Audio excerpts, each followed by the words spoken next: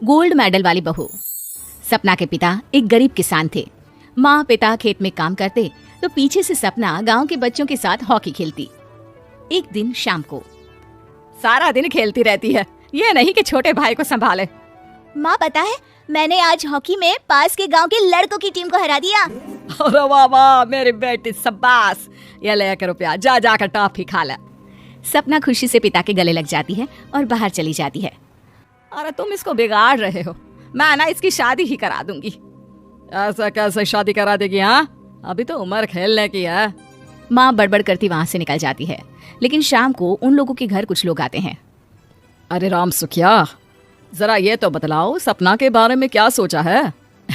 अरे क्या सोचना है मास्टर जी, पढ़ रही है, जितना पढ़ सकती है पढ़े, फिर शादी करवा देंगे, कोई अच्छा सा गांव का ही लड़का देख लेंगे। अरे तुम तो उसके पिता हो, तुमको कुछ नहीं पता? माँ घबरा जाती है। अरे का मास्टर जी, का पता नहीं, का हो गया? हम तो इनसे पहले ही बोल रहे थे कि लड़की की जात है, संभाल लो।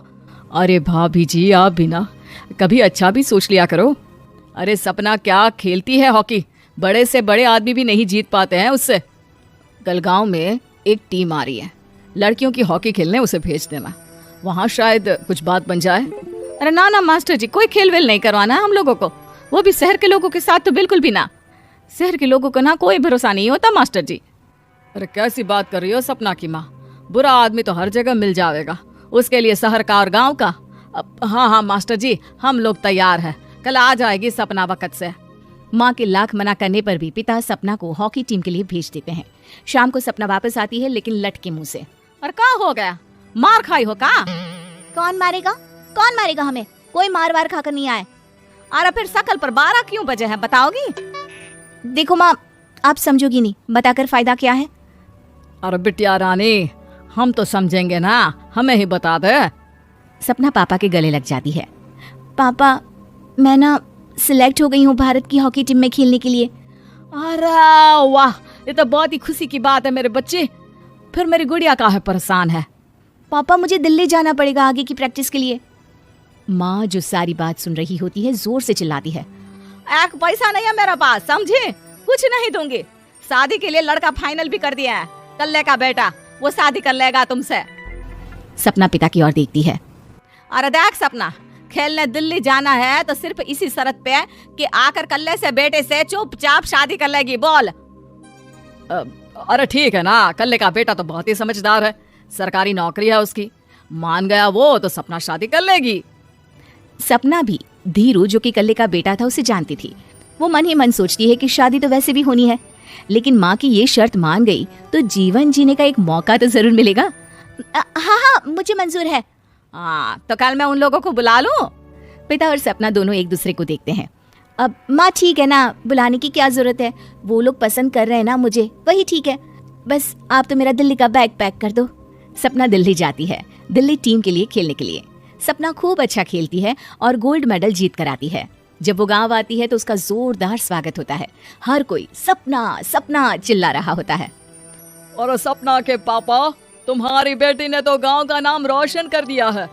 गांव की तरफ से तुम लोगों को गांव में पक्का मकान और सपना को परिषद में पक्की नौकरी देने के लिए हम तैयार हैं। अरे वाह वाह, पक्का मकान, ये तो बहुत अच्छी बात है, लेकिन सपना की नौकरी नहीं चाहिए हमें। हाँ, कैसी बात कर रही हो सपना की माँ? लड़की की नौकरी रहेगी तो अपने पैरों पर खड़ी रहेगी, किसी के आगे झुकने की जरूरत ना पड़ेगी। अरे चुप रहो, हम तो नौकरी ना करते हैं, पर मजाल है कि किसी के आगे झुके हो। ना ना, हमारी बेटी नौकरी नहीं करेगी। पिता लाख समझाते हैं लेकिन माँ नहीं मानती। और फिर वो दिन भी आ जाता है जब सपना को अपने कहे अनुसार लड़के से शादी भी करनी पड़ती है, ससुराल में। ए बहू, तू रोज रोज सुबह कहाँ जाती है? घर का सारा काम निपटा कर कहाँ भागती है? माँ का घर तो पास ही है, वहीं निकल जाती है क्या? नहीं माँ जी, मैं हॉकी खेलने जाती हूँ, मुझे खेलना पसंद है। खेलना पसंद है?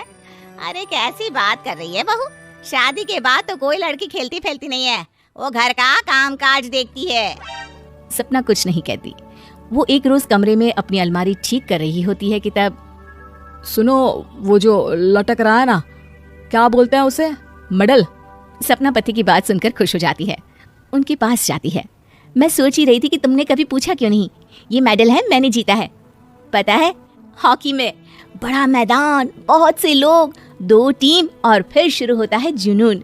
पता है, लगता है जैसे बस जिंदगी यही है, खेलते रहो, भागते रहो, दौड़ते रहो और लक्ष्य को पालो। सुनो ना, मैं ना भारतीय टीम के लिए खेलना चाहती हूँ। माँ, यहाँ तो आ जरा।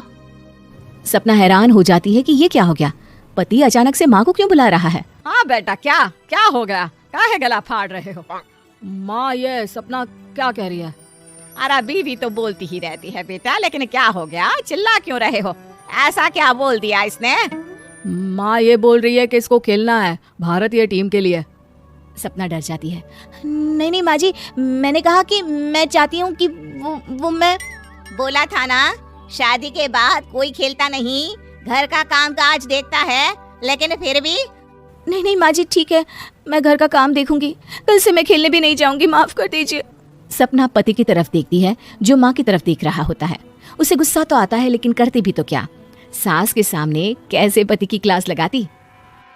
अरे बेटा, अब क्यों घुरे जा रहे हो बहू को। माँ, अभी इस बात का फैसला करके जाना, वरना ये तो तेरे कमरे से जाने के बाद मुझे। अब चुप हो जाइए आप, छोटी सी बात का बतंगड़ मत बनाइए। छोटी सी बात बहू, ये कोई छोटी बात नहीं है। जो लड़की दिल्ली के लिए गोल्ड मेडल ला सकती है, वो देश के लिए भी तो गोल्ड ला सकती है ना।